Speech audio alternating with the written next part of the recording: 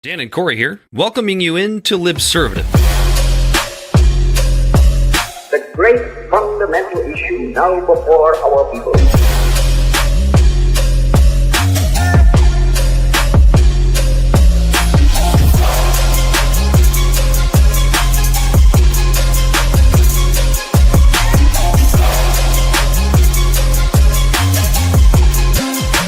We, the people, cannot turn back.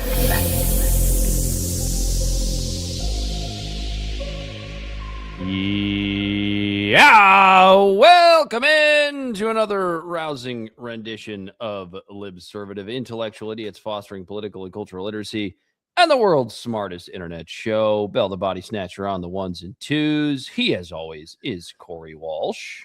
He's Dan Griffin. We didn't plan on talking about this tonight, but apparently the war is back on, and the bombing took place once again during the middle of what was supposed to be negotiations. So what is this, number 4? Something like that?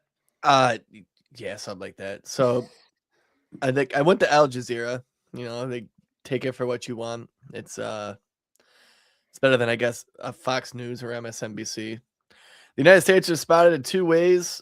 The first wave from this U.S. Central Command, and what it is saying is that the U.S. forces intercepted unprovoked Iranian attacks and responded with self-defense strikes as the U.S. Navy-guided missiles destroyers transited the Strait of Hormuz to the Gulf of Oman on Thursday. U.S. Central Command said it eliminated inbound threats and targeted Iranian military facilities responsible for attacking U.S. forces.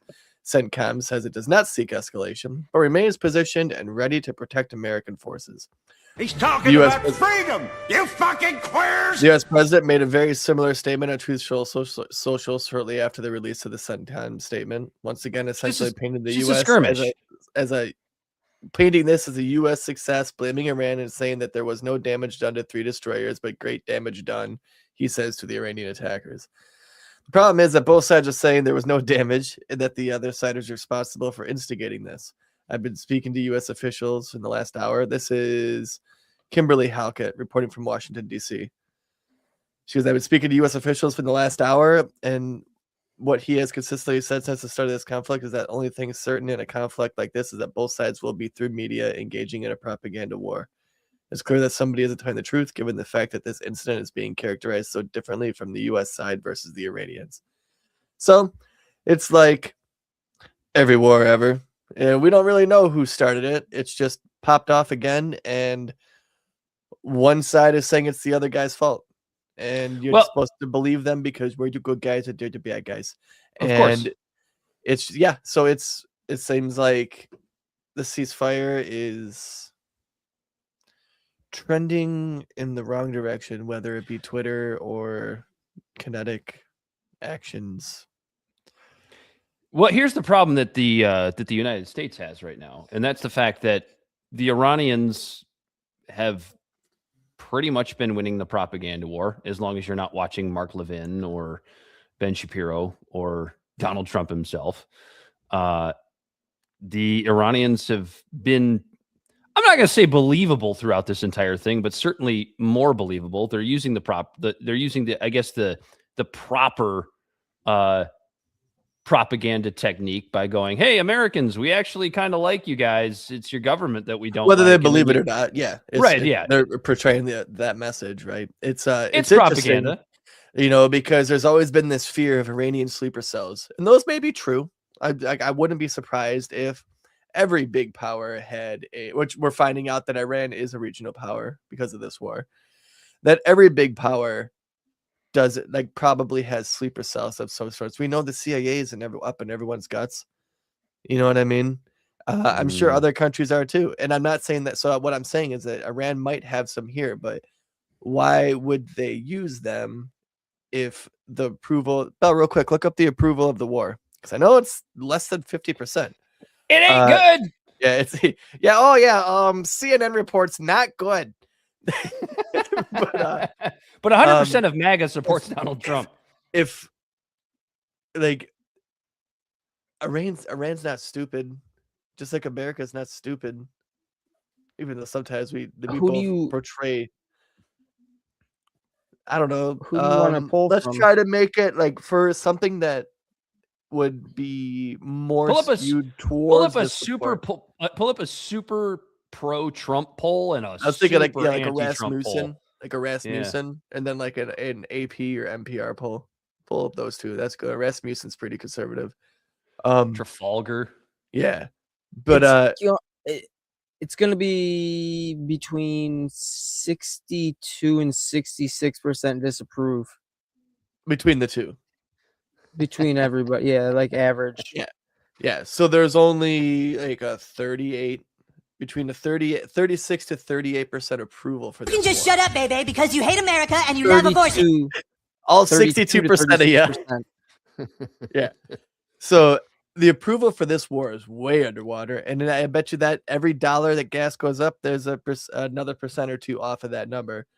And why, if you had any brains, and you already knew that the other country's populace is not supporting this war, I mean, would you really do anything to give them the opportunity to have more support? You don't have to do much. And then if you look at it the other way, Right. And Like Iranian approval of the war is much higher because they're the ones that were attacked first. And as we know, there's a rally around a flag effect. So, you know, the Iranian regime just has to sit there and go, all right, we're going to have to deal with some casualties and whatnot. But as far as like propaganda, it's easy. It's easy for them. Dude, it could be anybody. We're on the border between Michigan and Canada. If Canada all of a sudden sent takes across the border into Detroit, you best your sweet ass our approval of fucking Canada would go into the fucking gutter. Which, well, they wouldn't be tanks. They would just be like Mounties and like stripped down Humvees with a fucking case of Labatt Blue. No, Mounties on moose because they can swim. We think we're gonna take your territory, bud. Get out of here, you dirty sorry, pigeons. bud. Oh, sorry, bud. But you understand what I'm saying, right? We're making light of it, but it could be fucking anybody. Ohio could invade Michigan, and then we would be like, okay, well, everyone here is in agreement. So Ohio's a bunch of assholes. We already hate them. You know what I mean? So like what I'm getting at is in America, in our privileged, superficial, most of it cultural discourse of us going tit for tat over whether or not you can wear a septum ring and dye your hair, or whether or not you can own guns, or say things that people don't find socially acceptable. All these people that are divided over this shit, even pro-life and pro-choice people. If Canadian Mounties came across the border and started attacking Americans, you bet your sweet ass you would see a transsexual and a fucking guy in a mega hat both holding ARs in a berm shooting at fucking Mounties on mooses. Yeah, and you know what I mean? Even if Trump really was a true fascist, there's always a rally around the flag effect. Yeah. There absolutely is. I mean, those people could like it's that thing like we've talked about before. Yeah, I get my country has problems, but this is my fucking country. Exactly. You know, we're fighting amongst ourselves, but why does someone this else feel tries to butt into the fight? It's like, fuck you. This is our thing. Why does this entire war has just become fucking Bill Murray and Groundhog Day, dude? Like honestly, it's that pathetic. Dude, if you make it more general and just say war in the Middle East. Yeah, no, but yeah, exactly. But I'm narrowing it down. I'm narrowing it down just to this, right? Because it seems like every other week, it's we're really close to an agreement. And if the Iranians don't agree, we're gonna blow them into the Stone Age. And then it's like we're in negotiations, but we're not gonna go to Pakistan and negotiate because it's too far away. You know, we can spend trillions of dollars on our military, but we can't fly fucking Steve Witkoff and Jared Kushner to Pakistan to negotiate. And then when they did, hold on, Corey. And then when they did, they send JD Vance to negotiate. Then we find out the Iranians are like, yeah, we're not even actually going to go. And then when JD Vance does talk to the Iranians, it turns out he's on the phone with Donald Trump 7 fucking times. It's like, why did you even send him if he doesn't even have the power to make a decision as a typical vice president does? And it's like, so this week it's we're really close. Trump seemed to be kind of on board with the idea of a nuclear proliferation treaty, essentially basically going back to the Obama treaty, offering up frozen assets. Remember when Republicans flipped their lid about Obama's whatever it was $6 billion? Oh yeah, and then whenever you try to tell people they're frozen assets, they're just like they gave them money, and it's like right. And Trump earlier this week was putting that on the table. But it seems like we go from that to where we're almost at a place where we have a workable deal, and if they do the thing that they said they were going to do, then everything will be okay. The Strait of Hormuz will reopen, but if they don't, we're going to bomb them back into the Stone Age, and then we're really close to a deal, and then boom, the bombing starts again. Then we're really close to a deal again, and then right in the middle of negotiations, either us or the Israelis bomb them again. And it's like, who was the last person in the Oval Office yesterday before the war started up again today? Was it Lindsey Graham? Lindsey Graham or some Zion-Nazi. Miriam Alderson. Randy Fine. Fucking Fetterman. It's just Groundhog Day. It's just the same shit over and over again. Next week, it'll probably be, well, we're really close. We're going to get there. They just have to agree to certain things. It's like, I do hear like the Tucker Carlsons of the world and the people that are really against this war that are still, kind of up Trump's ass, how I do believe them when they say that Trump wants to get out of this, right? A, I think he's bored with it. B, yeah, I think he'll never admit it because he's Donald Trump, but he knows he fucked up. I think he realizes what a huge mistake this was. And he keeps saying the things that are like, okay, we're at least going to go back to the status quo that we had before, which is a fucking loss in every single regard, which we already knew when this war started. There have been people screaming about not going to war with Iran for 40 fucking years because they knew exactly how this was going to play out, because this isn't Iraq. This isn't Afghanistan. This is at least a second world country with like a real government. I mean, they have infrastructure. They have a real government. It's very theologically oppressed. I would never want to live there. But I think that as much as Trump wants to get out of it, there's something that's holding him back from doing so. I wonder what that is. There are various theories on that. One of them is that, another country whose name begins with an I actually has more control over him than he does over his own country. Or it's Epstein, the Epstein list. Or it could be him trying to do the most weirdest way possible of trying to preserve the petrodollar. Could be a lot of things.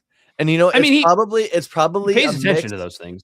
It's probably a mix of all of them. Let's be honest. I don't think it is just Israel. Just like, you know what I mean? I don't think it is just the Epstein list.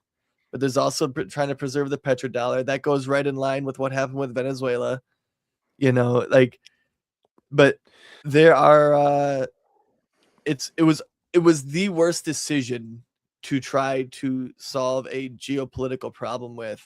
But it's like what was it, General Petraeus, when he said when every problem presents itself as a nail and you're a hammer, you just smash. I forget how it goes, right?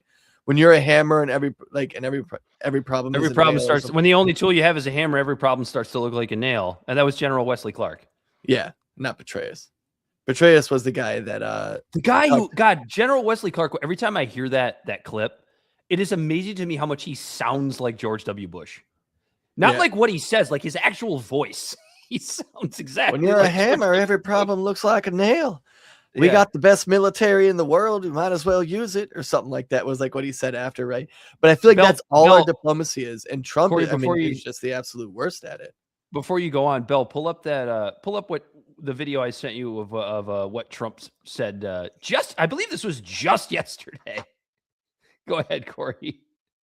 Or were you done? You were. Oh no, it's just So I mean, we just our fucking diplomacy is just been this soft power, and everyone clutched their pearls when the Canadian president said that like it's just been just a facade the whole time, and everyone's like, what? So it's just the global order is over? That's it? And it's Prime like, no, Minister- it's Prime Minister. Prime Minister. What's his name? Oh, Bell doesn't have it yet. Hold on, I'll send it to you, Bill. I got you. Prime Minister. I forget his name. That's gonna bother me.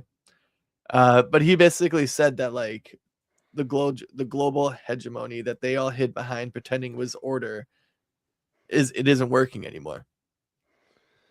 And he basically called on all the second-rate countries.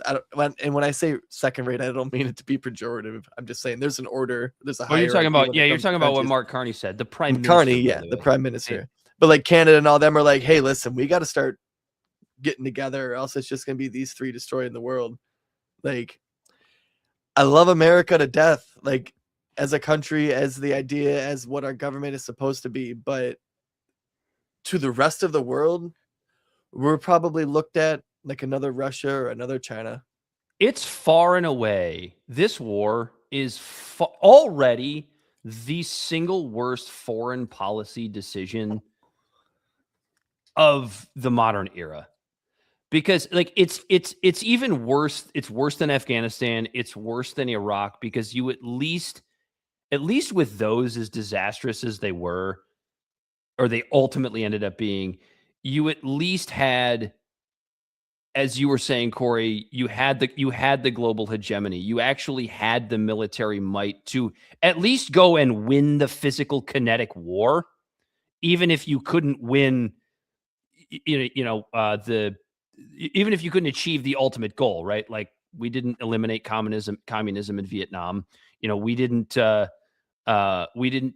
take out the Taliban and Al Qaeda. In fact, now Al Qaeda is our allies, and everybody that is pro-Trump seems to be fine with that. Isn't it Al Qaeda is the president of Syria? Syria, yeah, and the Taliban is the president of, or like just the person in charge of Afghanistan. Yeah, like, but that's what I'm saying. Like, it's like, oh wait, we do negotiate with terrorists. Like exactly. The United States was able to go and win the physical kinetic war, like the thing that takes 5 minutes to do. It was everything that came after that the United States was not successful in. We can't even win the physical kinetic war, regardless of what Donald Trump says. The idea of they don't have an Air Force, they don't have a Navy, yeah. they don't need those things. Now they're trying to negotiate, and they're all acting bewildered because they don't know who's in charge, because the people they're originally negotiating with, they killed them in the middle of negotiations. Go ahead and roll the video, Bell. This was Donald Trump. I think this was yesterday. Just a skirmish. We're negotiating with the Iranians. We have, you probably heard, we took our 3 destroyers and we rammed them through some pretty big stuff today, and we knocked the hell out of them. The destroyers weren't hurt in any way. The people weren't hurt, but they were firing at us, and we were firing back at them. And our firepower was a hell of a lot stronger than theirs, and they knocked the hell out of them. They took down a lot of small boats. We call them small boats or fast boats. They're both small and they're fast, with some weaponry on the front. This is now replacing the Navy. We're negotiating with the. I mean, what? And then there was the other video of him calling the entire. It's just a skirmish, just a little skirmish, no big deal. They're small and they're fast. They're both small and fast. I mean, yeah, just trying to blow a hole through the Strait of Hormuz, which is like, it's just not going to work, guys. It's just saying that like.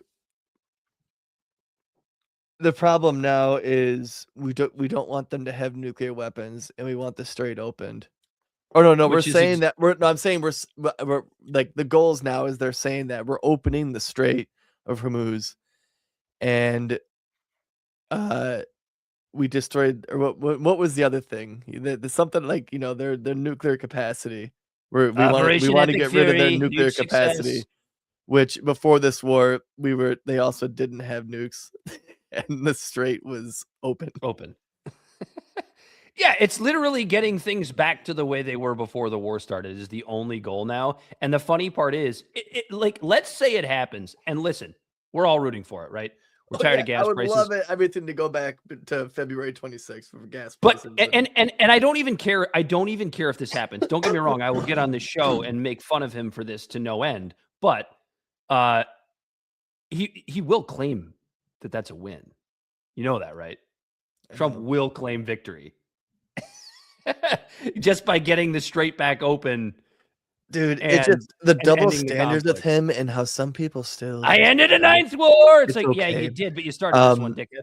Just like, remember a couple months ago when I think we were actually saying good Trump because the IR or the Fed, the one who controls our money, is trying to bilk $2 billion to build a new building. And then Trump was like, this is way too much. You know, remember they did that whole thing and they had the whole paper out. You remember that? Like right when when Trump's presidency first started, he had Jerome Powell during next his to him, honeymoon period. and he was pulling out the the budget and all this stuff and showing him like how much all this stuff was, and it was supposed to be like a $2 billion building or something for the IRS. I mean, not for the IRS, for the Fed. And we were both like, okay, yeah, good on you for calling that out. That it does seem like a lot of money that's kind of bullshit. And Trump is like, see, ending fiscal irresponsibility and bureaucracy. Yeah. Just guess what just got slipped into the recent like DHS Secret Service bill for appropriations. I didn't see this. What was it?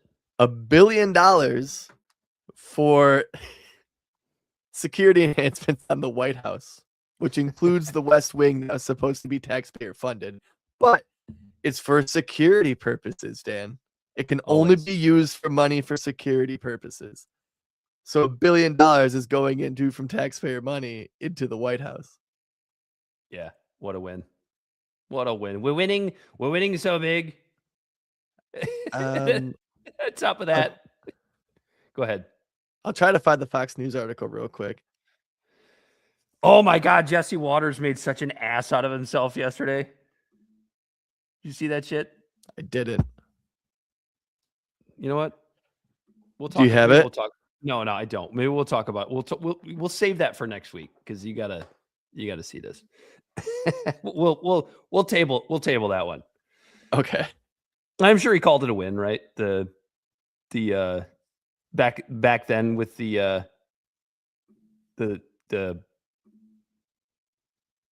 what the fuck the Fed thing you were just talking about, which it was a win, and now we have this. Yeah, it's really funny because look, Fox News doesn't even know how they're supposed to deal with this. Once touted as privately funded, Republicans sneak in taxpayer cash for Trump's ballroom project. The project was previously touted by the Trump administration as being completely privately funded. But yeah, so it was the Immigration Enforcement Focused Reconciliation Package. $72 billion to that, but it included $1 billion in taxpayer funding for security enhancements related to the ballroom edition. I bet that gold trim is up there for security, right? It like blinds bad guys when they try to come in, the shine. The funds won't actually go toward the ballroom, but instead would be doled out to the Secret Service, and it is explicitly meant for security adjustments and upgrades within the perimeter fence of the White House, relating to the East Wing modernization project. So the money's not for the ballroom, but it's for the ballroom, including above ground and below ground security features. It's for the area just above, just below, and just around the perimeter of the ballroom. Notably, the measure sets guardrails on the funding so that none of the taxpayer money would be used for non-security elements in the East Wing modernization project. I got a question for you, Corey. You know how many things could be blended into being for security? Oh, dude, 100%. We got to put this special fucking wall covering on. It looks beautiful, but it also stops bullets. We promise. Right. The doors, yes, they're gold plated, but it's just titanium dipped in gold paint. You know what I mean? Like yeah, of course. And it's just like the ineptitude of the Secret Service. It's just like, I got an idea. Let's just throw some money at the Secret Service. There's no way the government will waste it. There's no way that never happens. Speaking of wasting money, should we play that fucking Pete Oh, the Hegseth? Hegseth video? You got pull that one up for us, Bell. This came out this morning, right? Was it this morning? I think it was this morning. I didn't know whether to be upset or laugh my ass off, so I probably did a little bit of both. I did one of those kind of like angry laughs, like laugh to keep from crying kind of thing. Pete Hegseth is talking about being more fiscally responsible with defense contracts. And it's like, you got it, Bell? I have it. Oh, Corey's got it. If you got it, just throw it up there. Sorry, Bell. He's cursing over there for some reason. Yeah, this is the most pathetic excuse for a broken Pentagon bureaucracy was doing the same thing for decades.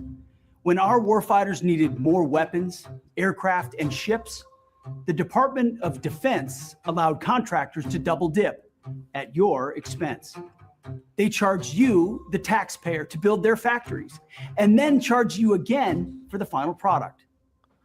And despite paying companies to make weapons faster, schedule delays were constant, and cost overruns were the norm. All while their CEOs got rich. Shut up, bitch! But today, President Trump's War Department is flipping this rigged system on its head. We're not tolerating delays in production or cost overruns anymore. You sure about that? The bureaucrats who've made these deals in the past and replaced them with the most talented negotiators in the private sector. A group of businessmen so elite, they've been rightly dubbed Deal Team 6. Oh, clever. We're putting the American taxpayer first by offering you a better deal. We now move at the speed of business, not bureaucracy. Now, when a defense company expands its production to sell more equipment to the U.S. military, they pay the bill. They pay for new factories, assembly lines, manufacturing plants, not the taxpayer. In exchange, we're giving these companies steady, long-term orders for exactly what our warriors need. For what? And defense what companies are making things in higher volumes, much more quickly, while keeping their prices flat. Should these companies fail to deliver, we will hold them accountable and bring in new companies who will. Speed, volume, and fiscal responsibility. It's common sense, and it's what the American taxpayer demands. This War Department has made the move from bureaucracy to business. Over the next month, we will release a series of videos that highlight how President Trump's historic $1.5 trillion defense budget will make a generational investment in our arsenal of freedom. This investment will secure and protect the homeland and ensure America's military remains the most lethal fighting force on earth for generations to come. We're going to spend every dollar of that money responsibly because that's what you deserve, that's what America needs, and that's what this president demands. You know how you spend those dollars responsibly? Not spending it on a fucking war machine that just blows up school kids in brown countries.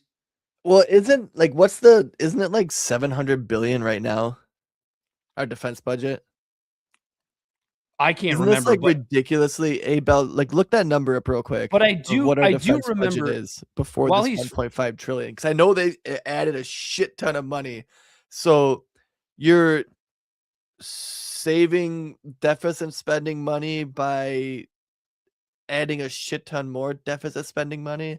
To me, when it sounds like we already outspend like the next like 36 countries and like half of them are our allies, you would streamline the money you're spending and making that money more efficient. How does just adding a shit ton more money into the pot make you more fiscally conservative? Bell said 961 billion in the private chat. Okay. And don't if correct me if I'm wrong, Corey, but did Trump not another? I think I just answered that. He goes, but what about the process change you mentioned? Do you think the older process was better? I'm not saying the older process was better. Everything else he said about like trying to streamline and get rid of bureaucracy is right there. But how are you going to do that with with adding like, what would that be? Like 60% of the budget, 70%? Yeah. The whole point is the fiscal responsibility would be like drastically reducing the defense budget, Right. the War Department budget, because at $961 billion, we can't even defeat what you may be propagandized to believe is a third world nation in Iran. Like we can't even win a kinetic war with Iran because Iran is fighting a war that is a 2026 war while we're still fighting a war like it's 2002. But I'm sure if we just force defense contractors to pay for their own buildings, that will fix everything. I promise you. Objectively, if we are coming to that point where like obviously America has ridiculously retarded leaders. This was a hard-earned lesson that we need to modernize our military. But we should have already realized that fucking 4 or 5 years ago when Ukraine got invaded, but we didn't. You know what I mean? Like, I don't understand that. And so just adding a shit ton more money to that, I don't see it fixing that problem. Well, and the other thing too, Corey, is like you put that video out there, and look, it's Pete Hegseth, right? You know what is also really fucking annoying about that video? You know what it reminds me of? Represent Us videos. Or Robert Reich videos. I thought of Robert Reich. You thought of Robert Reich? Yeah, when he's trying to tell you why socialism's good. I'm thinking of like the Now This, when Michael Douglas, when he was doing those videos for them. Yeah. It reminded me of that with like the dramatic music. But you have Pete Hegseth, who's, he's obviously the Secretary of Defense, right? Like war is his thing. But so I'm not even blaming him in particular for this portion of what I'm about to say. But when you talk about a $1.5 billion or trillion dollar defense budget in fiscal year, I think Bell put it in the private chat, fiscal year 2027, like that's the plan. While regular Americans and their kitchen table issues are paying $5 for a gallon of gas. And it's like, bro, your defense budget is the reason why we are paying $5 for a gallon of gas. You're the reason your defense budget is the reason why fertilizer is hard to get. You're the reason why over the summer food prices are going to spike even more than they already have in the last that's the thing, 7 years. But we're spending your money responsibly. We promise you, we're spending your money responsibly to start wars that nobody wants and at least 60% of Americans disapprove of. This war. There has never been a war in American history that has had a disapproval rate this high, this early ever. Like not even close. Even the Iraq war, like everybody was kind of behind it. Like, oh, I guess Saddam's like feeding information to Al Qaeda or whatever the excuses were. Plethora of sources of information, if you so choose to actually look for them. There wasn't that in 2002. Like when those wars, I feel like what made those wars end was the propaganda machine falling apart because social media and everything was starting to catch on. But like when those wars started, it still took 20 years. Yeah. Well, that's what I mean. But like at the end of that 20 years is when social media really started to be a thing. Right. And then that might have expedited its finish. Because I mean, Vietnam also took 20 years, I guess, right? So either or. But this one it didn't take 20, it took more like 12, but still that's way too But there's at the beginning of this one, there's just a plethora of information to where no one's buying it. We're not buying we the good guys dare to be bad guys anymore. Nobody is. Americans realize that the world is a bit more nuanced overall, and that we can hate Iran, like fuck that theology that they have. I agree. I lost no sleep in the Ayatollah was dead. They're over there murdering women just because they decide to show their hair. Like that's fucked. Fuck you. But that's not me to tell a sovereign country how to run their country. I need to be here making sure my country isn't putting flat cameras up. And Liberty Twitcher just said they fund terrorism. Yeah, so do we. Hamas was funded also by Qatar and Israel and America. Look at ISIS. Look at Al Qaeda. Look at the Taliban. You know, like all the terrorists are funded by somebody. They're a proxy to a power that they use because then they can have plausible deniability. But going back to what was I saying? Thanks a lot, Liberty Twitcher. He pulled you off your I honestly I don't remember what you were saying. Must have been boring. Shut up, bitch. Yeah, it's Not that smart. I know what's going on. You're just showing off on friggin' TV again. You were basically talking about how the propaganda isn't working. Oh anymore. yeah, that's just it. Yeah, the propaganda is not working like it was before. That's all. That was too long didn't read. Yeah, TLDR, but my friend, it's an unmitigated disaster, and people that know a hell of a lot more than we do have been warning about this for 20 years. Like, dude, for all of the faults of Biden and Obama and Bush and Clinton and Bush and Reagan, this was the bridge that was too far. You can even go back to Carter. This was the bridge that was just taken the fucking exiled Shaw to America to heal him. Know. Europe was closer. What the fuck? This was a bridge too far even for their pea-sized brains. But somebody went to Trump and said, you could be a legend by taking down the Iranian regime. And all you got to do is appeal to Trump's ego. And here we are with $5 gas in a war that is never going to end unless we decide to take an L on it. And Trump taking an L, that's not part of his MO. Yeah. Liberty just said such a disaster that the S&P keeps reaching new highs. That's pretty much a fucking reflection of inflation. Because when the S&P was also hitting new highs? Yeah. Under Biden. The S&P and all that stuff was hit before it took a dip there towards the end, but it was also reaching highs in the first year of his presidency as well. Because as the money supply continues to grow with nothing actually, you know what I mean? Like through trillions and trillions of dollars being thrown into the economy within a couple of years, was it $10 trillion between Biden and Trump over a period of like 2 years. And there's a shit ton of money going around. Guess what? A shit ton of people are going to put that money into stocks. That's what got me into stocks. During that, I got, thanks to Trump, I got a fucking $2,000 check or however much it was. And I threw it into stocks. And deflation of the money supply, the more money you have in the supply, sure, the actual physical dollar amount's going up, but the dollar is degraded to a point where you're not any richer. And not to mention, tell that to the contractor who can't afford his fucking diesel to go pour his concrete anymore, or has to charge, the customer now a fuel surcharge. When all of our food has 10 or 20 cents more on the dollar on every product because of how much it costs for those trucks to drive just transport all of the produce and meat and the stock market is not a reflection of the economy. Regardless of what, and it's great that it's growing. You know what I mean? Like I'm making money on it, but it's like, that it's great, but there's ripple effects to everything.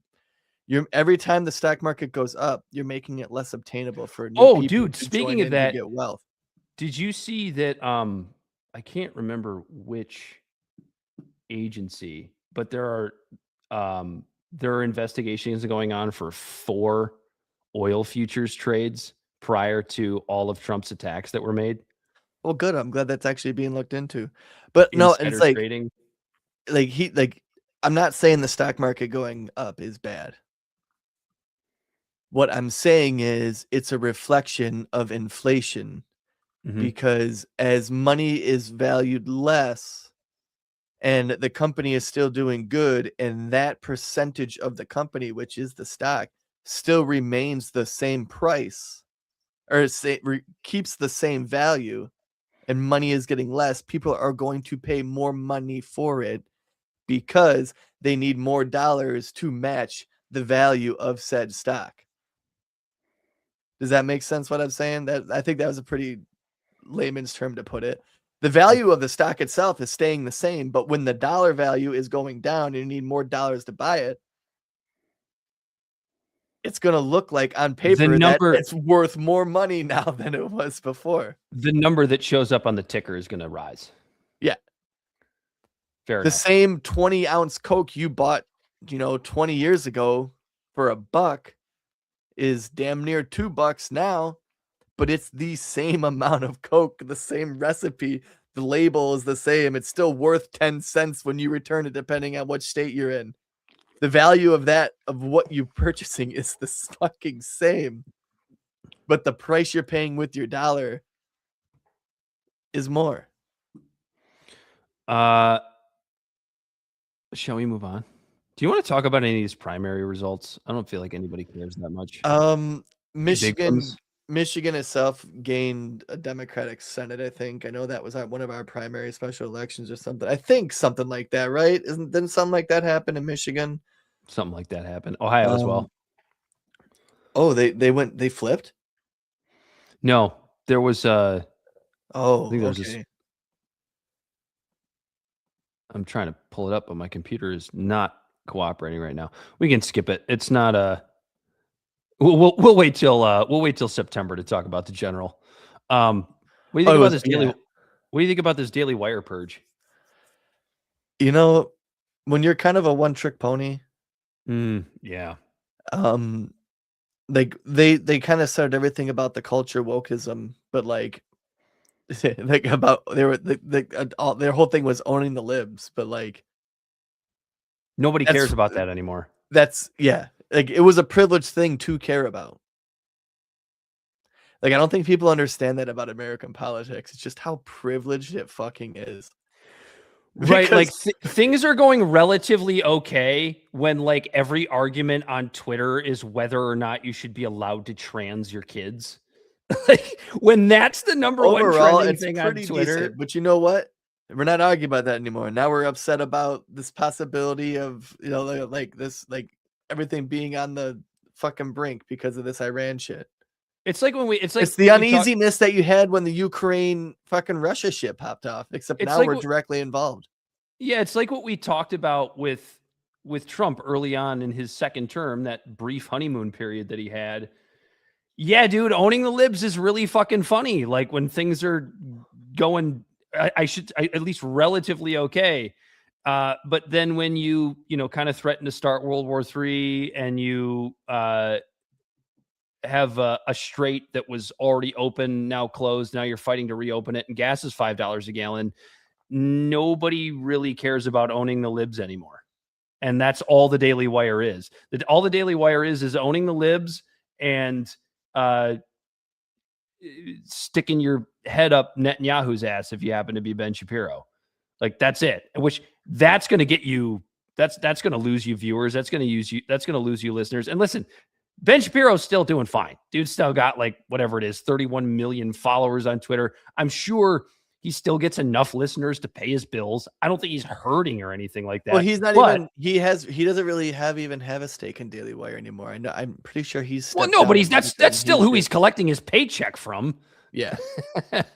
So, but everybody else that was sort of in that Daily Wire sphere is being purged because they're clearly hemorrhaging money somewhere, and then when you lose huge people, like, whether or not she deserves to be in the spot she is or not is debatable, but the Candace Owenses of the world, I mean, even somebody like Brett Cooper walked away. Mm-hmm. Brett Cooper isn't even as close to what Candace Owens is. Now she does a little bit of a different thing. She does a lot more of like the cultural and lifestyle stuff. Yeah, she does the same thing as what's her name? I haven't even seen her. Amala Ekpanobi. Yeah, I haven't seen her in a long time. From PragerU. And you know what's funny is like I actually like Amala a lot, But again, like just speaking to what we were talking about, like The culture war, we haven't seen them because the whole culture war stuff is kind of to the wayside. Our algorithms have changed. Like, why are Brett Cooper and Amala Ekpanobi not showing up in my feeds anymore? It's because that's not what I'm looking for anymore. That's not what anybody's looking for anymore. And so like the culture war stuff is dying off. And when you throw all your eggs in that basket, like, and then the Daily Wire never really changed. It's just, they're still doing shows. They're still putting out articles. They're still blogging like it's fucking 2022.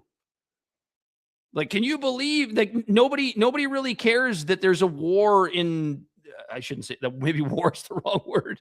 That there's an issue in fucking Virginia of a public school who wants to teach critical race theory. Like, that's not really at the top of anybody's mind right now. It's really not. But they'll report on it. And Matt Walsh had an opportunity, man. He really did. He came fucking close. He came so close to making that being switch into the right side of history. When like the Tucker, like it's insane to say the Nick Fuentes and the Tucker Carlsons and the Alex Joneses and all of them, like just like for our show. And we've just been here just reflecting on it the whole time and just kind of just observing and just calling, just talking about it. When we started this show 4 years ago, if we said that we sometimes agree with Nick Fuentes, Tucker Carlson, and Alex Jones, Marjorie Taylor Greene, and Lauren Boebert, we would, dude. Yeah, if somebody from the future had gone back to 2021 when we started this show and said, dude, in 5 years, you're going to be, and maybe not a fan, but you're going to have some serious agreements with Marjorie Taylor Greene, I would have laughed them out of the room. Yeah. Get the fuck out of here. There's no, you mean the crazy Jewish space laser lady? No way. There's no way I'm going to have any agreements with her. No, you would be like, what? The low-key baddie? Yeah. She's, I mean, and people make fun of me, but you cover up you put a paper bag over that. She's pretty hot. Baby, lock them doors and turn the lights down low. Life isn't about getting drunk and eating chicken fingers really, all the time, really low. A little bit lower than that. Off. Daily Wire. R.I.P. Maybe that's what I should have titled the episode. R.I.P. Daily Wire. We do have some good news out of the Trump administration, right? We don't shit on everything the Trump administration does. When something is correct, we go for it. And something good this last week did come out of the Trump administration, which was the hire. I forget the guy's name. Doesn't really matter. But the hiring of the new director of the ATF. Don't really know much about him. I don't really either, other than on day one, he made 34 rollbacks to essentially firearms rules.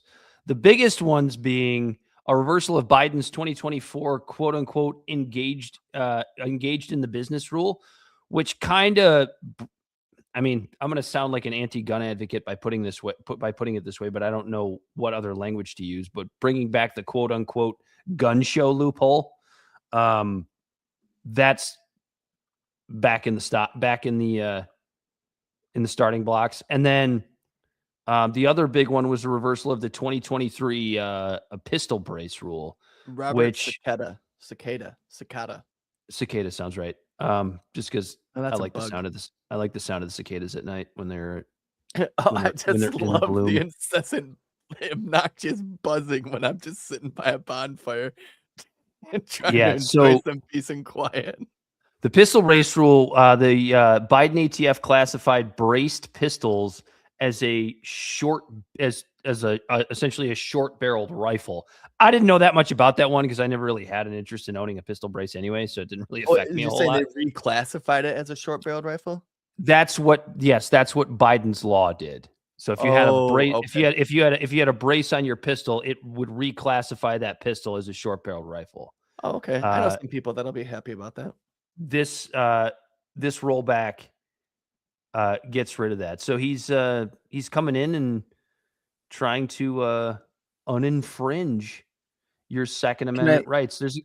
You go ahead, Bill.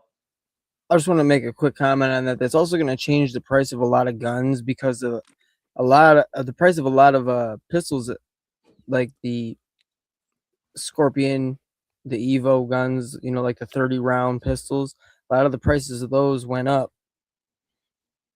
because wasn't there a heavy demand for them for a minute because of the Biden regulations? Yeah, because of all that, and then they never went back down. So now that, and actually, CZ stopped making the Scorpion because a lot of the laws going into effect. But hopefully it'll drive the prices down, and people will actually be able to afford some pretty cool pistols here in the future. Yeah, and there was a rollback on background checks. It reversed Biden's attempt to force many private sellers into FFL licensing.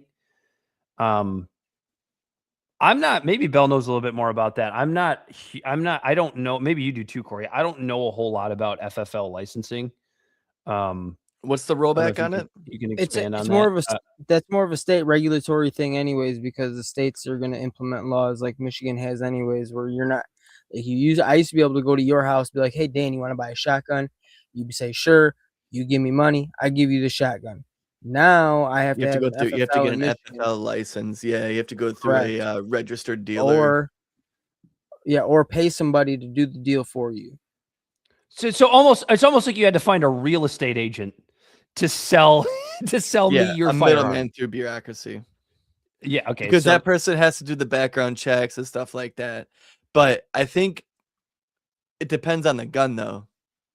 Like, if I wanted to do that with a shotgun, I think I could still do that without an FFL license. Well, you don't need any of it now. You don't have to register shotguns. Oh, you don't need any of it now? Yeah, because one of the rollbacks was reversing Biden's attempts to force many private sellers into FFL licensing. Now, I don't know what that includes. I'm sure handguns that's been a state thing anyways, though. Like, you've had to do that in Michigan, I think, even before Biden. So obviously these are federal rollbacks, right? So which is huge.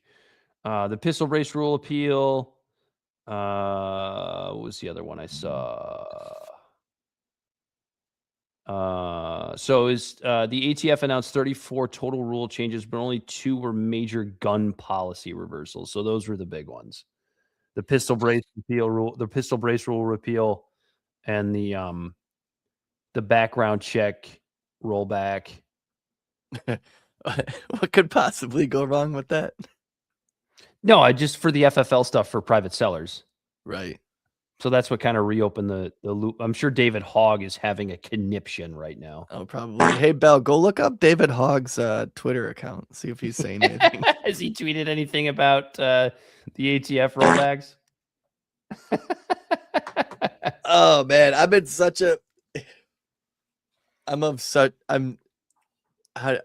I'm of two minds when it comes to the idea of being able to just sell a gun to whoever you want. Well, if everybody has a gun, it's like I said with nuclear weapons. Like the best case scenario with nuclear weapons is that nobody has one. The second best scenario is that everybody has one. Because then no one will use one. Exactly. Shockingly, I say he said nothing. He probably doesn't even know. He's in Tennessee. Or doesn't use his Twitter. Oh, was it an active Twitter, though? An active tweet? An X?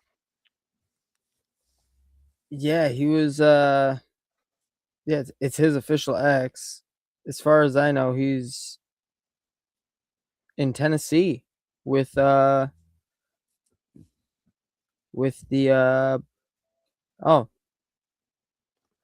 yeah, because Tennessee, their House floor today voted to eliminate Memphis's only black majority congressional district, and he's there, fighting that. He doesn't care about guns anymore. I guess Spike Cohen took him off of that when they debated a couple years ago. He realized he needed to do a market switch like Ben Shapiro didn't realize. Yeah. He's like, all right, I need to move on from this. I need to do something else if I want to stay relevant. Yep, this is a losing battle. Spirit Airlines no longer exists, and now nobody can afford to fly anymore. I've flown Spirit a few times. Oh, I'm sorry to hear that. Like, if you've flown Spirit and then you've flown Delta, like you can tell the clear difference. But like, it's funny. Like, I never would fly Spirit Airlines, but I'm glad it existed because it kind of forced the rest of the market down too. Like, so premium flights on premium airlines, quote unquote premium airlines like Delta, had to sell their flights a little bit cheaper. Now that Spirit's gone, I'm never going to fly anywhere again. Well, there's still Frontier, I guess, and Allegiant. Allegiant's not cheap though. Allegiant just flies out of small airports.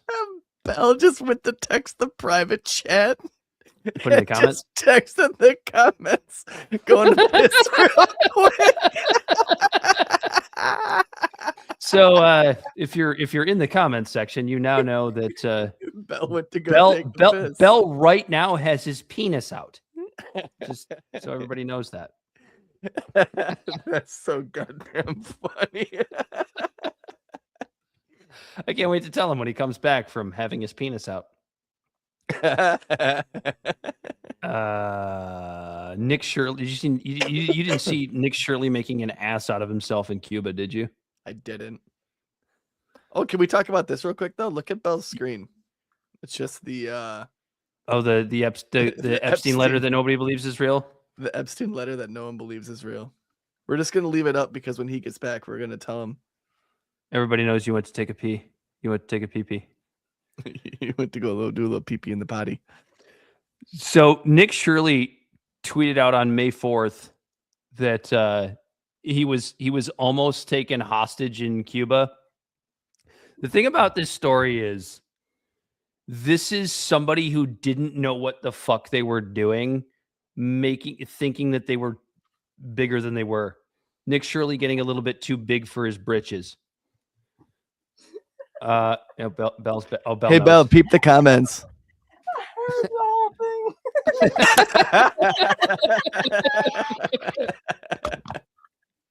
Everybody knew you had your penis out. Nick Shirley got caught with his. Nick Shirley got caught with his penis out because this dude got a little bit too big for his britches and decided he was going to do a little bit of investigative journalism and go to Cuba and let the American people know just how bad communism is, as if we didn't already know. First of all, we already know communism's not good. But dude goes into Cuba on a fucking tourist visa, checks into an unsanctioned hotel with a shitload of camera equipment, and then wonders why the Cubans are being mean to him and threatening to essentially to hold him. I want people to really think about what this actually means. I want you to imagine a Chinese journalist. He's like, well, Ryan Grimm and Hassan Piker did it. Right, because they knew what the hell they were doing. Well, Ryan Grimm did. I don't know as much about Hassan Piker's trip to Cuba, but I want you to imagine a Chinese journalist who works for, in China, which essentially would be for the CCP, I would imagine, getting a tourist visa and checking into the Ritz in Manhattan and hauling up a shit ton of fucking camera and reporting equipment. Do you think the CIA would be on that pretty fast? Probably. And probably detain that Chinese journalist? Yeah, this is the exact same thing. But it's not the same thing because communism is bad. Listen, I'm not a fan of communism. However, Cuba views us as hostile. Breaking news, the Pistons just won their second game. Oh, look at that. Detroit basketball. Detroit basketball. What was I saying? Oh yeah, so Nick Shirley rolls into Cuba into without going through the proper channels, without going into a properly sanctioned hotel, where the government of this country views us as hostile, as we view them as hostile. And you can have debates about whether or not that's necessary or not, but that's the case. And then wonders why he's being asked questions and he's being detained. And it's like, Dad, you don't even have to go as far as China. Imagine if a Cuban, instead of showing up here on a raft, has checked into a Miami hotel. And no, they have an itinerary because they can't fly directly from Cuba. It has an itinerary that goes Cuba, Toronto, Detroit. And then he checks in at the Renaissance. And then the next day, he's just out there with a fucking camera and walking around. It's the same exact thing. Yeah, it wouldn't be exactly taken well. And I mean, basically what Nick Shirley exposed was how ridiculous our sanctions on Cuba are. Because if there were no sanctions, this probably wouldn't been as big of a problem. Because if I've said this once, I've said it 1,000 times.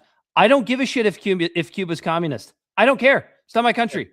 They can be as communist as they want. And then, they always especially, well, it's not even just this administration, it's every administration, but this administration in particular, they want to talk about how they want to, free the Cuban people, and we could lift the sanctions if they would stop doing this. And Trump going, we allowed a Russian oil tanker to go through. What do you mean you allowed? You allowed a Russian oil tanker to go to Cuba? So you're president of Cuba now too? I bet you he wouldn't say that in Russian. I don't think Trump can speak Russian. His wife, but you know what I'm saying, right? Like when we always talk about when world leaders, if they're speaking in the language you speak, whatever they're saying is for you. And when they're speaking, Netanyahu does it all the time. It's what they're saying to their people. Netanyahu does that shit all the time. If Netanyahu's when ever China does a press conference, release in English, I almost fucking said American. When China releases a press release in English, it's the audience is like people who speak English. Sure, mostly Americans. And if they release it in American English, like, hey dog. Dude, I wanted to like Nick Shirley too so bad, and then he got a little too famous, a little too quick, a little too big for his britches.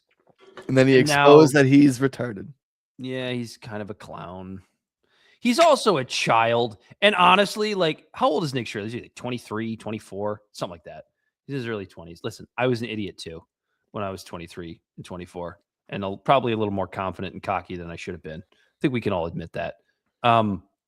So I don't know what I would have done with that kind of fame at that age. I was the right amount of cockiness. But no, you weren't. But it's like, doesn't he have like a mom? Doesn't he have a mom that would be like, you definitely shouldn't go to Cuba, dude. You definitely shouldn't go to Cuba. You shouldn't do that. Really? Well, he probably should. I remember when I was going to a protest out of the city and my mom calling me and freaking the fuck out and being like, you can't. I'm like, Mom, I'm fucking 30 years old. You can't tell me. But that's what a good mother does. She knows when her son is putting herself in danger. Herself. In your case. Don't you dare assume that son's gender, Corey. What's the matter with you? It's 2022. Oh, you know what we missed? What? The fact that JP Morgan Chase story we opened up last week may have been utter bullshit. It's just bullshit. Yeah. Yeah.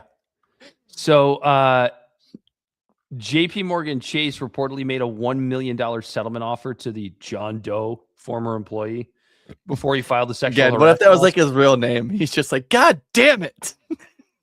I would believe it if it wasn't an Indian guy. Allegedly. Yeah, who fucking knows at this point? Sources told the Wall Street Journal that the purpose of the offer was to avoid litigation. Quote, we did try to reach an agreement to avoid the time and expense of litigation and to support an employee who was, quote unquote, being threatened.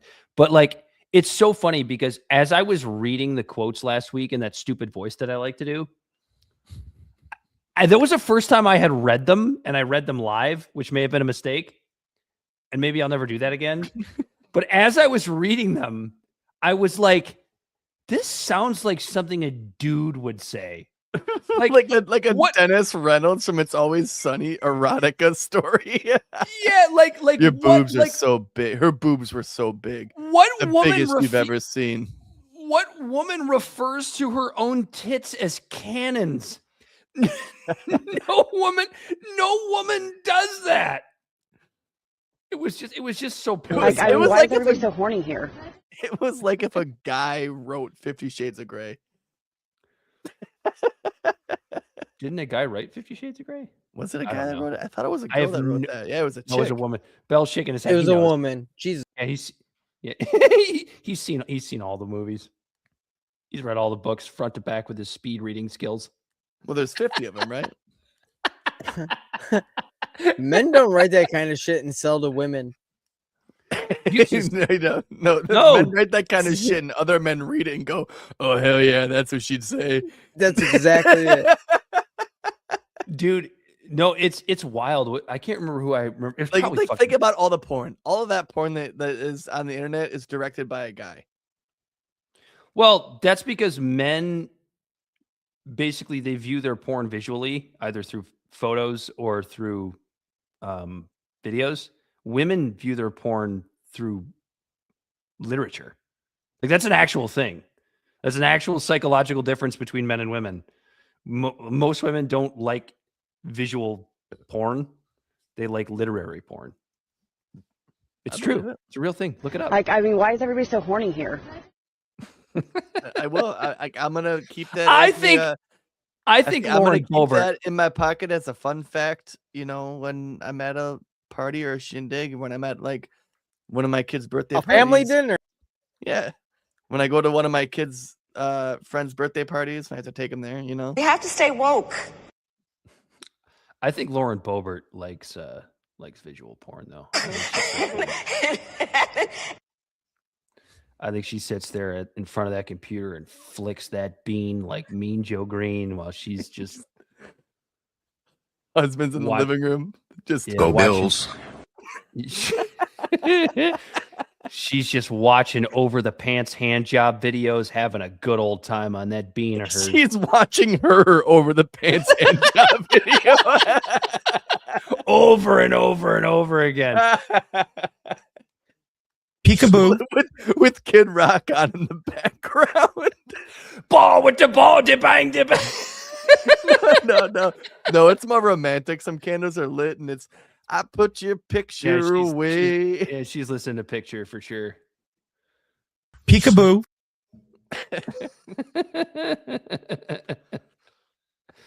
What else we got, Corey? Got anything else good? Spear went down. Israel still bombing Lebanon. Nobody cares about that.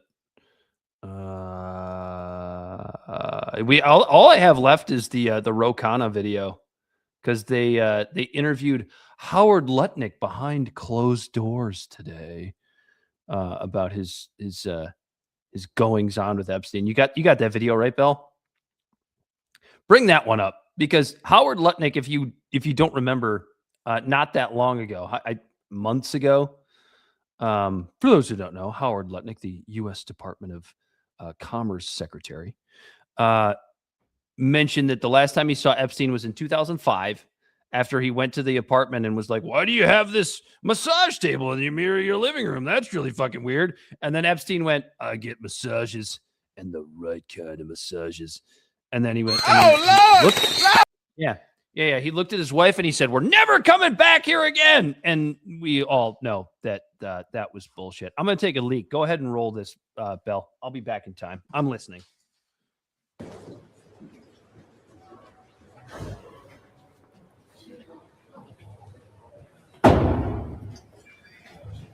Oh Well, now we know why that interview was not videotaped. If Donald Trump had seen the video transcript, he would have fired Howard Lutnick. It was really embarrassing. He was asked very straightforward questions about whether he regretted misleading the American people. I mean, he said that he would never see Epstein again in 2005. And everyone knows that he took his wife and kids to see Epstein in 2012.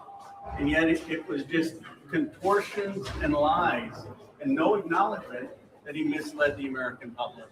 And if you saw the exchanges that my colleagues had with him, you would see he made a farce of the English language.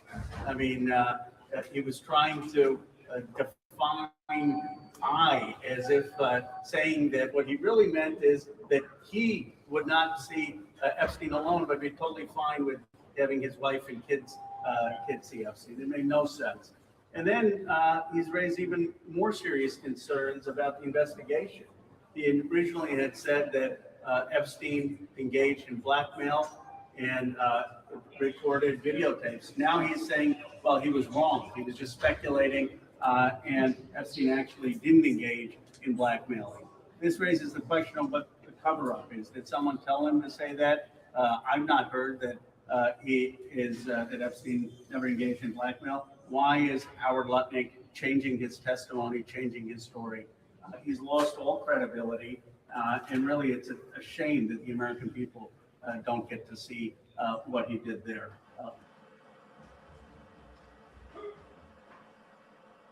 I'm glad to see that even with all the chaos and all the distractions going on on the global scale with Iran and stuff, that some of the representatives who don't hold an ample amount of power to end that stuff are still saying, following their little moral compass and sticking to the script when it comes to this kind of stuff. And I also want to say, but yes. And I also want to say that, Dan, yeah, I didn't really notice it until you were gone, but like with your background and your lighting, it looks like you're about to make either a ransom video or a manifesto.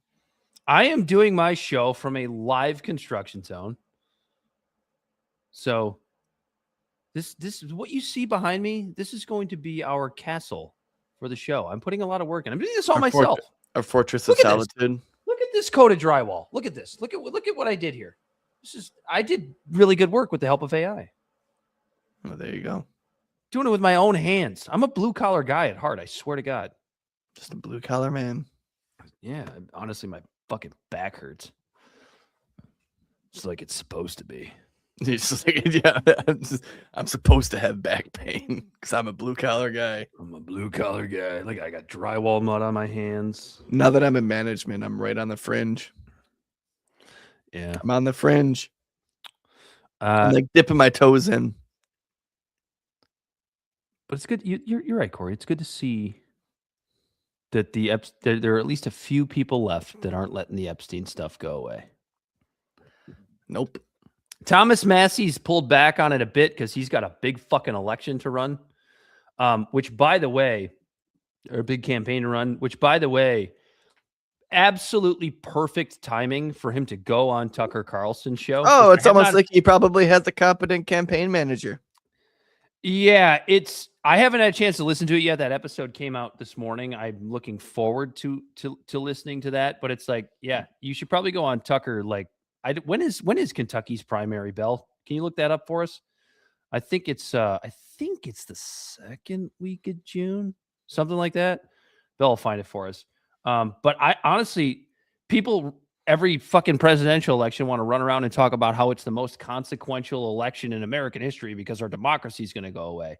I truly believe that this is maybe the most consequential. This one is pretty consequential. Yeah, it's the most consequential, certainly House race that this country has maybe ever seen, but certainly in the modern era, because it shows that if you have some principles and you have the American people at the center of your campaign and your time in Congress, you can still get elected.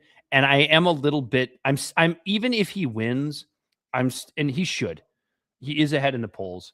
But I'm a little discouraged that it's as close as it is. Right? Like you would hope that a guy like Thomas Massie, who is principled, seems to be a genuinely good guy, and there are like 5 of those in Congress, has to fight and claw to beat a fucking Zionazi funded shit sandwich like Ed Galrain. That's still even to me a little bit discouraging. May 19th. Oh shit, it's sooner than I thought. So what are we talking about? Next, not next Tuesday, but the Tuesday after. So two Tuesdays. Two. That's Super Tuesday to me. I am going to be glued to the poll. I wish I could vote for him. I really do. I wish I could vote for him. Yeah, I wish like we had Justin Amash, here in Michigan. We need some more of that. I got a friend of the show, Jeff Mell. He's filled in for Corey a couple times. He lives in Kentucky. Unfortunately, he's not in Thomas Massie's district, so he can't vote for him either.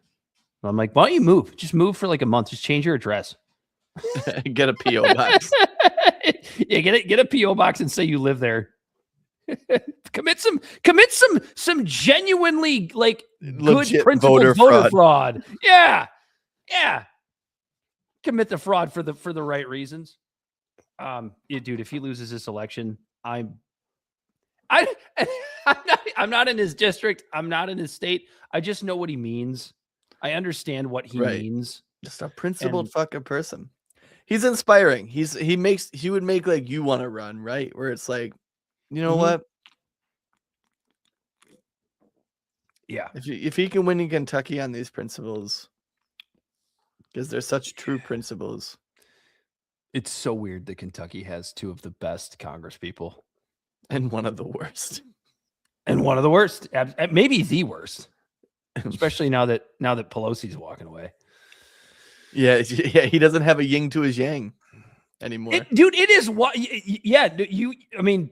but when you talk about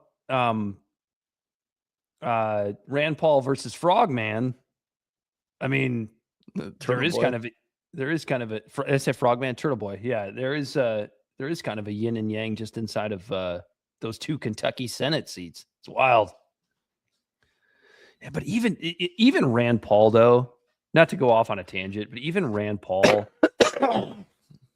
sometimes it's like he will sacrifice his principles a little bit for political gain, which is a disappointment because of who his dad is. Yeah. Like I'm seriously considering getting his dad's face tattooed on my body. That's how much I respect Ron Paul. And it's like, oh, Rand, you're not your dad, buddy. You're close, but you're not your dad. Sad. It's just sad. Just sad. It's feel good. Go Bills. Dude, if there's anybody who has Chuck Schumer's face tattooed on their body, there has to be somebody. Bell, I want you to go on Google right now and look up Chuck Schumer tattoos. I want to see if anybody has Chuck Schumer's face. Now, Nancy Pelosi's tits, I would understand. But Chuck Schumer's face, nope. I know someone who has a Ruth Bader get like a what's the thing that the women wear as judges? I don't know what Nobody's got a Charlie Schumer's tattoo. Nobody's got a Chuck Schumer tattoo. Good. The world hasn't gone completely to shit yet. But you know the thing that the women wear, or Ruth Bader Ginsburg wore that white thing. Yeah, the little collar thing that they wear. Yeah. I don't know what the hell they're called. I know someone who had that tattooed on him. Was it in honor of Ruth Bader Ginsburg? I think so, yeah. That's fair. I mean, she was culturally super relevant. I get it.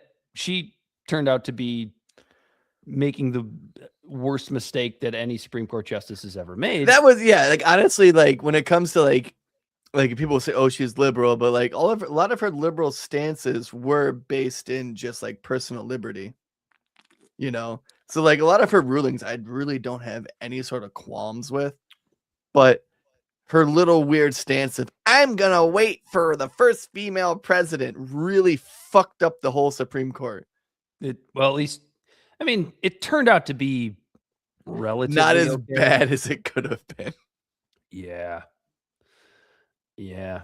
Even though the Supreme Court just completely ruined democracy with the stuff we talked about last week. I don't buy that for a second.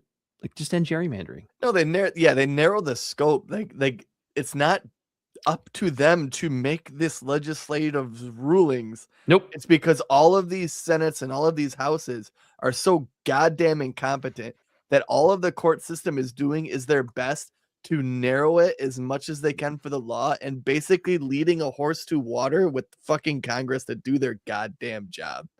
Because none of this would be happening if they just outlawed gerrymandering, which right now it's actually the Democrats. So give them some kudos because they're the ones that keep introducing bills to end national gerrymandering, and the Republicans keep fucking stopping it. Yeah, but now because you remember, like every ruling that we talked about it last week, right? But every ruling that the courts make is like a layer based on other rulings, and they just had a ruling in like 2023 or 2024 that said you can't gerrymander to infringe upon the rights of any minorities to vote. And then the next ruling they had regarding this situation is you also can't make a ruling that is explicitly for a race. So like, you know what I mean? Like they're tightening in the scope of it between the two. No gerrymandering based on race. Yeah, just no gerrymandering based on race. But, whether it hurts a race or helps a race, you cannot do that. But as we talked about, there are going to be multitudes of ways around that. There are going to be multiple loopholes. Like if you want you know to how you get fix that, you end fucking gerrymandering. Yeah. Well, and what I was going to say is that the Democrats are they've pushed so hard to end gerrymandering. And we say these words all the time, and it gets a little bit old, but it's like it's not for the right reasons. It's not because gerrymandering is wrong. It's because the district lines they've set are pretty advantageous to Democrats. If that ever changed and it was more advantageous for Republicans would be the ones trying to end gerrymandering, and Democrats would be the ones gerrymandering all over the country. Like it's never for a principled reason. Look how many states are like Texas is the one who kicked this whole shit off, and then as Democrats are bitching about gerrymandering, they're also doing gerrymandering. It's just like, and it's literally just like as they were suing some states to keep RFK off the ballot, they were suing in other states to keep him on the ballot, and it all just depended on whether or not it was advantageous for them to get Kamala elected in the election. That's all they cared about. Yeah, it wasn't from a place of principle, and. I mean, honestly, hindsight being 2020, thank God RFK Jr. is not the president of the United States right now. Yeah, thank God. Well, we probably wouldn't be in a war with Iran. I mean, who knows, dude? He's super supportive of Israel. I mean, who the hell knows what would have happened? That is true. It's like, I don't know. It's just every time we think we have, some sort of principle, because if you remember, we went to one of RFK's little rallies. You and I went. We put on suits. We took a picture with him. We fucking shook his hand when he was up on that stage talking about ending global hegemony and visiting these Middle East countries and how these wars aren't what we're supposed to be doing. Yeah, but oh man, as soon as he weasels his way into the Trump administration, now he's fucking backing up glyphosate companies and fucking. Oh God! I love how there's a photo of when the shooting, like the third assassination attempt on the president, like when the guy was trying to run him with the gun, and there's the photo of RFK just standing, like sitting up like this, looking around, and it's just Jesus Christ, the Kennedys have no fucking idea how to dodge bullets. Well, he had to get his methylene blue injection. That's right, what he was working on. He's just like they can't dodge bullets for shit. Oh my God! What kind of world are we in when we are a week and a couple of days removed from a genuine like assassination attempt, and we're just sitting here laughing. It's not just us. Trust me. This is just the world we live in today. Eric Belfiore asked, what you guys think of Secret Service pulling up Vance for Trump in the last debacle? Don't know what to make of it. I don't know what to make of it, but when I watched the footage of them moving him out so much quicker than Trump, I also found that odd. But here's the thing. What? But also, he's a lot younger. He's a lot more nimble. No. There's not just that. There's also there's an even more sort of reasonable explanation for why that would happen. What do you think? There are Secret Service members assigned to Donald Trump, and there are Secret Service members assigned to JD Vance, and JD Vance's guys were just quicker. You know what I mean? Like this. Yeah, that's true. I don't really make that much out of it. Between him being younger and between how the Secret Service details are divvied up. I mean, it was all, it seems like a farce to me. At least they were all the right height. You know, like, I'm not falling for the DEI shit. No, dude. When it comes to like Secret Service, like, I feel like in all reality, the women Secret Service members, they're not just some chick that just found the job. I don't take no orders from the woman, by the way. You know what I mean? They're probably very, very, very capable women. But the problem is... And I don't listen to women yelling. I tell them to shut up. Well, they are. Women are shorter. And when a woman is 5'5" and Trump is 6'2", and you see that video of the one woman trying to diligently do her job and put her life on the line to protect Trump, and she's trying to cover Trump with her body, but she only comes up to like this part on his body. It's like, oh, it's like jumping. She's like jumping, please. Like, I feel like if I was on a subway anywhere in the world, like, I would rather have that woman with me if she was like that type of position than most of my close friends or anyone I know, right? Like, you would feel safer with her in your presence. But when it comes for her to try to protect you from a bullet, good luck, I guess. It just every time I see that photo, I'm like, oh, fuck, the whole DEI argument is kind of right about some of this shit. It's like a bear trying to hide behind an Indian guy. You mean an Indian guy trying to protect a bear from a hunter being shot? Sure. From a hunter trying to shoot them. Makes like sense, trying man. to stop a fucking bus by putting your hand Sure. up. Please don't shoot. This is a good bear, I promise. You have to eat vegetarian like our Hindu culture. No, please. Wasn't there just a bear attack at Yellowstone the other day? Probably. I'm sure they happen often. People are fucking idiots. There's always bison attacks too. That's a cute bear. There was a beaver attack recently. Don't talk about your wife that way. That's mean. I seen the beaver attack. It was in Jersey. It was a bunch of kids. he was in the cuck chair. Seen the beaver attack. Oh shit, my table's about to fall over. That's what I get for I don't even know if Bella heard what you said right before he said that. I did. I did. You're gay. He was Louis C.K. in this. He was just... You mind if I just sit in the corner and jerk off? And I don't take no orders from the woman, by the way. It was all cool until he cried after. I didn't understand what that was about. God. Time for a little drinky poo. I never sucked any ding dongs. You neither? Oh, I was going to say something. Oh, yeah. No, this joke I heard the other day about the JD Vance getting taken out before Trump. The Secret Service just came and said, we have a freshly lubed couch behind stage for you.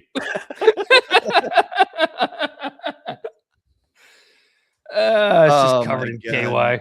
I love how it's just such a bullshit. Like, I don't even know if the story is bullshit. It might be true, but it's like such a little like trivial thing in the grand scheme of everything about this guy's life. But he might have fucked a couch once. Dude, that video of that they released recently of the guy actually running through the guy was taking down the metal detector. Did you see that video? Like the CCTV video? Nuh-uh.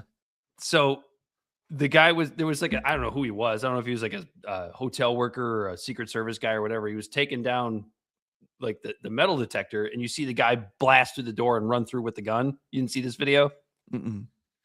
So the reaction of everybody as they see him come through, it's like the president is literally like I can't remember if did he come in from above or below? I don't remember. But the president is like less than 30 yards away. And there are people just, I don't know, like super nonchalant. And then this guy comes bowling through and everybody's like fumbling for their guns. It's just like, this is who we have to protect the president of the United States.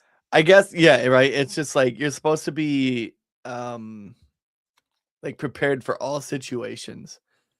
And the idea of just some Joe Schmo just running through like he's streaking during the Super Bowl during yes, that's what it looked like. No, that is the perfect analogy. It's exactly what it looked like. And then they looked like the fucking fat security guards that are trying to tackle the guys streaking during a baseball game. That's the other thing is like I'm like, and this is why like when everyone's like, oh, it seems staged, and why I don't think it was is they got him alive. If there's a patsy, they're probably killed. Look at Oswald. They got him alive because it was staged. That's 4D chess, Corey. We know Trump's good at 4D chess.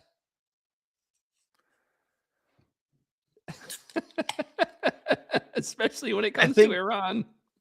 I think Trump's idea of chess is watching a screensaver.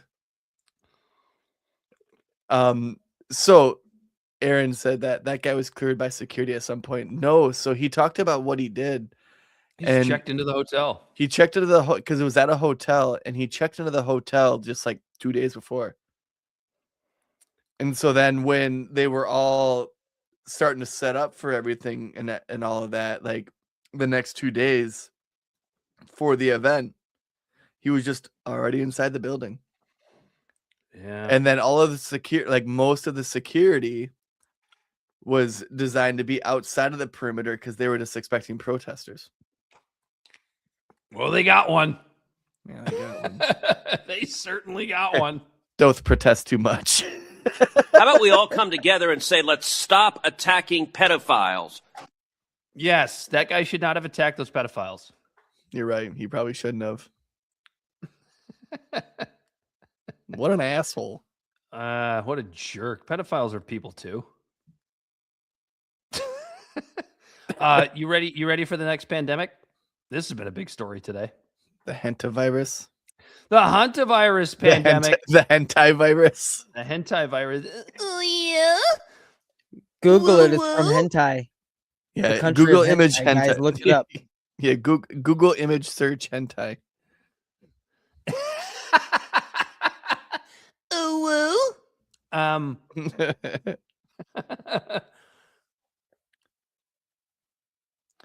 Yeah, I don't know about it. I mean, it's just another virus, I guess. Dude, it's been all over corporate media today.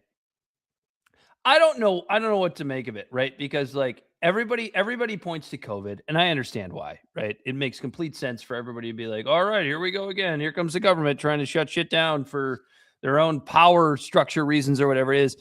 But I want people to consider this as well. We also had the scare over Ebola. We had the scare over the swine flu. Like this stuff is happened before and not gotten to the level of what COVID was. At the same time, I'm kind of glad people are bringing up what happened during the COVID regime, because I've said this a million times. I never want that fucking shit to happen again. You know, so anytime that there's like these weird virus scares, absolutely, please bring up COVID again.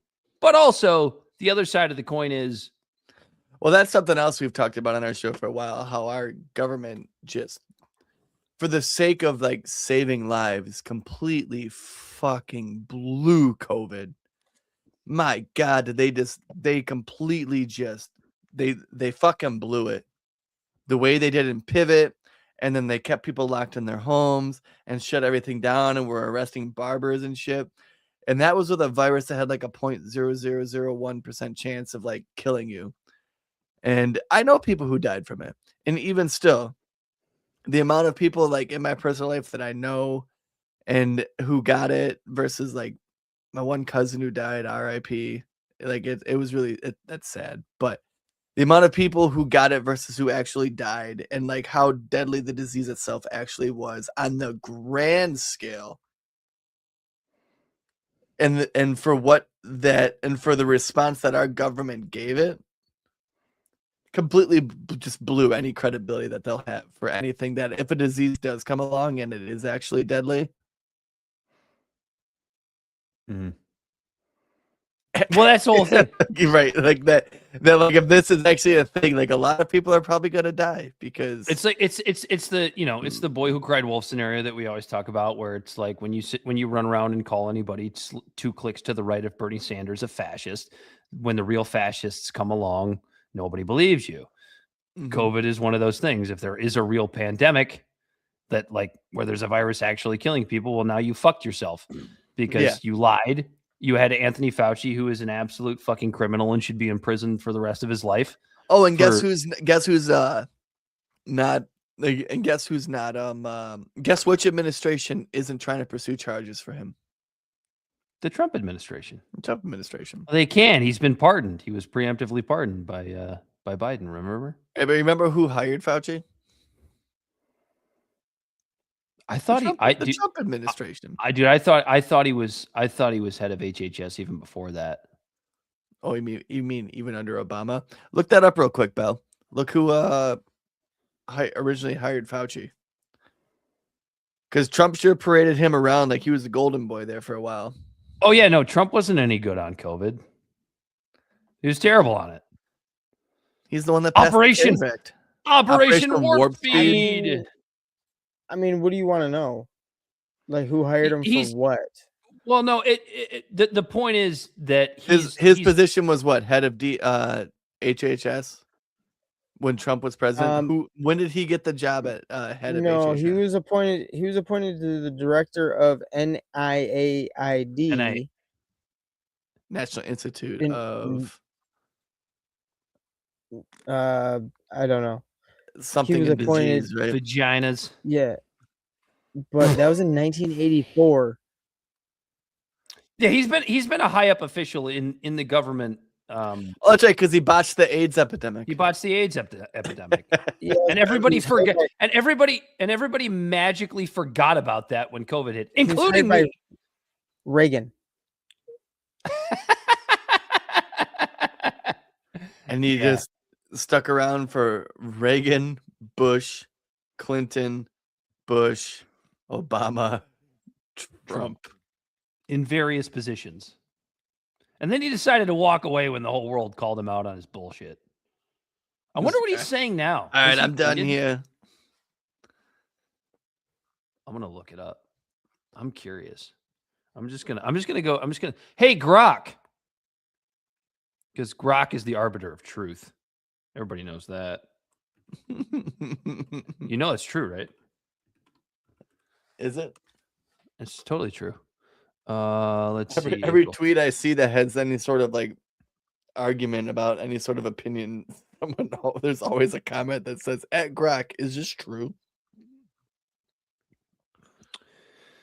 Has he said anything about Hantavirus yet? He's probably. I mean, Anthony Fauci's evil, but he's not stupid. And he's old now. He was 80 when COVID started. There he is wearing a Georgetown hat. Throwback Thursday to when I exposed Fauci's contradictions. This is a Rand Paul tweet from 14 hours ago. Well, here's a video. Hold on. Let me play this. All right, go ahead and play that, Dan. Wait a minute. Hold on. I found a better one. Here we go. I have to share my screen. That's the only way this works. Here we go. Share this tab instead. I'm just going to walk everybody through this like a fucking boomer. And then you double click this. Push the X. Push the X. All right, let me restart it. Disease. I'll get to in some of the latest slides how this disease, which we surmised early on, started off in the male homosexual population in this country. Not that there was anything intrinsically different or wrong or what have you about homosexuality. It was very simple. It's straightforward epidemiology. You take an infectious agent and you introduce it into a population in which the spread among those individuals, if it's sexual contact spread, it's a perfect setup to spread. Given, as you heard from the introduction, that I have been around for a while and have had the opportunity and the privilege and the pleasure of serving in 5 administrations, I thought I would bring that perspective to the topic today, is the issue of pandemic preparedness. And if there's one message that I want to leave with you today, based on my experience, and you'll see that in a moment, is that there is no question that there will be a challenge, the coming administration, in the arena of infectious diseases, both chronic infectious diseases in the sense of already ongoing disease, and we have certainly a large burden of that, but also there will be a surprise outbreak. And I hope by the end of my relatively short presentation, you will understand why history, the history of the last 32 years that I've been the director of NIAID, will tell the next administration that there's no doubt in anyone's mind that they will be faced with the challenges that their predecessors were faced with.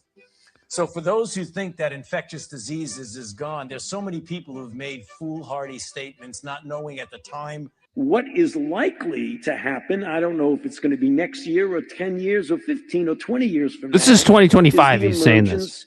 Of another respiratory disease. It may be another coronavirus, because we know that coronaviruses really, mostly in bats, have the capability of binding to receptors that are in humans.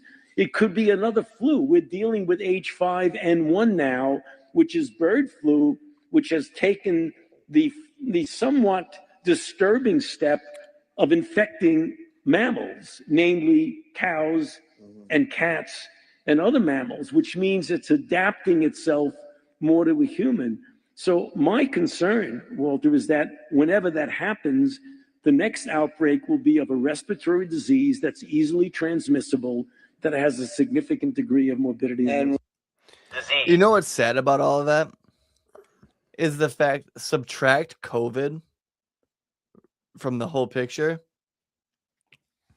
and every one of those independent statements that he said is like, yeah, he's right. That could happen. Like, subtract COVID, like put yourself in the shoes pre-COVID in 2017, and him saying that. We were constantly hearing about the H1N1. We're constantly hearing about swine flu. There was all these weird little like things that were these little outbreaks where it was like, oh, this could be an issue, but it might not be. You understand? Remember, like before Trump, Ebola made a little comeback. I said that. Not really. There was like 20 people that got infected. I don't even know. But it's still like scary. Ebola is like what? It's basically like the stepchild of the Black Plague, right? But it's also not. It's also not super virulent. That video, I feel so like. Well, I still don't trust like Fauci worth of shit. That video itself felt like kind of like QAnon type shit, like someone like reaching, because the first thing it was because the the first part was about AIDS.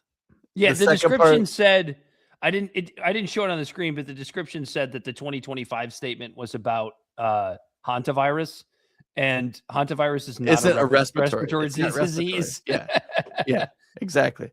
And then like what he was saying about AIDS, like there is a reason that it was affecting gay people like explicitly, because gay people were having sex with other gay people, straight people were having sex with straight people.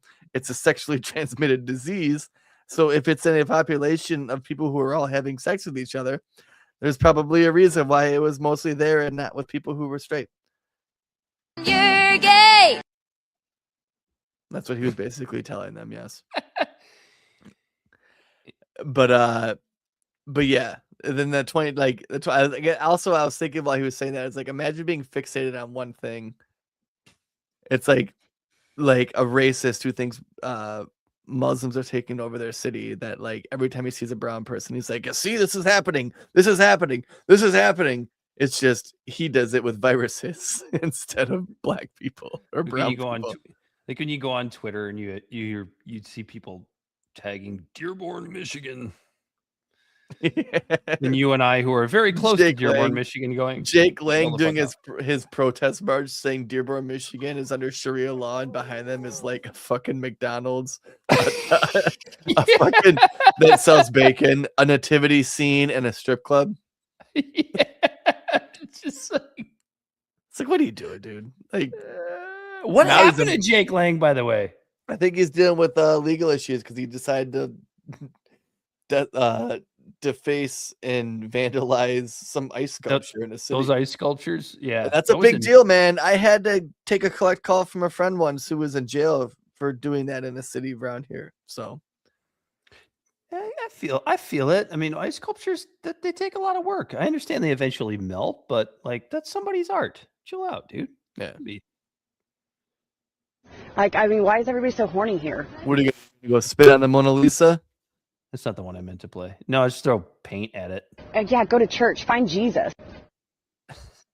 Is Hantavirus going to be the next COVID, Corey? I don't think we're there. I hope not, because this one does seem a little nasty. It is a little bit weird though that it's like my basic layman's idiot understanding is that it's a virus that like can transmit from rodents to humans, but it can't transmit human to human. Like we heard about this, that's how Gene Hackman's wife died. She had Hantavirus and they were like, their house was like loaded with cats or whatever. So like, this isn't the first. I knew I had heard of that virus before and I couldn't put my finger on where. Then I started kind of searching through Twitter and it's like, oh yeah, that's right. That's how Gene Hackman's wife died. It's not like a new thing, but it is weird that it's like isolated to a cruise ship and like multiple people on the cruise ship have it. How did that happen? That's odd to me. Is that not weird? It's a little weird. They can jump from rats and mice to humans, but not really from human to human. But all of a sudden, we have to like quarantine a whole cruise ship over it. That is weird. Very, very, very bizarre. So it's like either the cruise ship story is meant to scare you for some sort of reason. I don't know, maybe to distract from the Iran war or whatever. Whatever the reason is. Right. Or it's because it's overblown for some reason. Like, no, I guess, hey, Belle, look this up real quick. Look up the recent cruise ship. Like, is there more cases on the ship? Like, 4 people died from it, but then, like, is that it? Isn't like, I know the ship itself isn't quarantined, but is anyone else showing symptoms? You know what I mean? Because, like, if all of a sudden now everyone on that ship is like starting to feel sick, then it's like, you know what? Sorry. Go send that ship to the Strait of Hormuz. But also it's a cruise ship. Yeah. Send that thing to the Strait of Hormuz. Yeah, send that. Go ahead and send that to the blockade of the Strait of Hormuz and wish them luck. It's a cruise ship. It's a cruise ship, though. People, because if they make it, then you know what? Let them live. The amount of fucking illnesses that fly around cruise ships all the time, or it's just another reason for me to never want to go on a cruise. I've never had any. I've been on one cruise, and it was a hell of a good time. I don't. We I have don't we have 5 confirmed cases and 3 suspected cases. They no have deaths. Not No, so there was far. like, there was like no, like 3 or 4 people died. I think it's 3 people. The I cruise, think you were. the cruise ship is, the cruise ship is on course to arrive in Spain on Saturday. Health authorities trace contact cases from the roughly 40 people who have already disembarked. It's just like contact cases. Like, what does that mean? Like, it can't be, like, as far as we know, it can't be transmitted from human to human. They probably let them disembark and then put them in a quarantine. But 3 people died. I know that. Yeah, as far as beyond that, I think that there's 5 people that are sick and then 3 people that they think are sick. And then 40 people have been gone from the boat. So there's people still on the boat. They're taking the boat to Spain, but they're also taking people off of the boat. I don't know. It sounds stupid as fuck if you ask me. Yeah, they're just dropping people off all over the world. And I don't take no orders from no woman, by the way. So I guess let's see. I got a nosinator. Yeah, that'll do it. You have a fucking Faraday cage too? No. You gonna wear a mask to Kroger tomorrow? I got a couple N95 still from COVID days. I still see people in masks. So People it became their cushion. You know what I mean? It became their adult blankie. Yeah, that's cute. Don't get bogged down by all the haters out there. If they want to wear a mask, let them wear a mask. Yeah, I don't really care, but I always look at them a little like, why? Why? Dan, literally, I could walk into the store tomorrow and everybody could be wearing a mask. And if the government isn't trying to force me to do it, I could give 2 shits. Yeah, that's what I mean. I don't care. I'm not like, take that off. What are you trying to prove? But I do look at them and go, why? Yeah. Why? I don't get it. I don't get why. Anyway, let's get out of here. Yeah, let's go on. I gotta go to bed. No, you don't. I do. I graduate tomorrow. Oh, that's cute. You get I'm your cap and walking. gown. Yeah, I do. Still podcasting for a living. I wish it was for a living. Exactly. Tell the people where they can find us, Corey. Libservative Podcast has found on all social media and podcast platforms. Our website is libservativeshow.com. We can be found at Libservative on Facebook, YouTube, and Twitch. Instagram and Twitter at LibservativePod. Our TikTok videos can be found at Libservative Podcast, and you can reach out directly at libservativepod@gmail.com. Subscribe today. Please. And, you know, we do want to make this a daily thing and a livable if you thing. like the show, share it with a friend. Word of mouth always helps best. I mean, I share podcasts with Corey. Corey shares them with me, and that's how I hear about probably 50% of the podcasts I listen to. Look at that. See, so do that. And you do the same. No, you don't. You don't listen to anything I fucking send you. You don't read my texts. You don't watch my fucking Twitter videos that I send you. This is radio for one, Dan. You need to stop. This is radio for one. No, it's not. Everybody needs to know this. Everybody needs to know about your irresponsibility toward this show. You're a fat loser and you have body odor. That too. I'm sorry. Anyway, Bell the Bodysnatcher all night on the 1s and 2s. He as always has been Corey Walsh. Go outside, nerd. Get out. Go. I ain't got time to be distracted by your worthless chime-ins. Go on. He's Dan Griffin. Been Libservative intellectual idiots fostering political and cultural literacy and the world's smartest internet show. And until next time. Time for a little drinking pool. Cheers, genitals. We are out of here.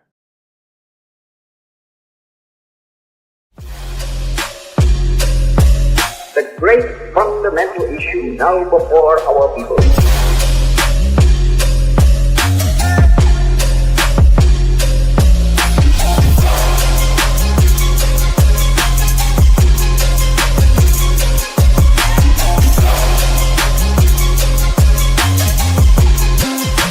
We, the people, cannot turn back.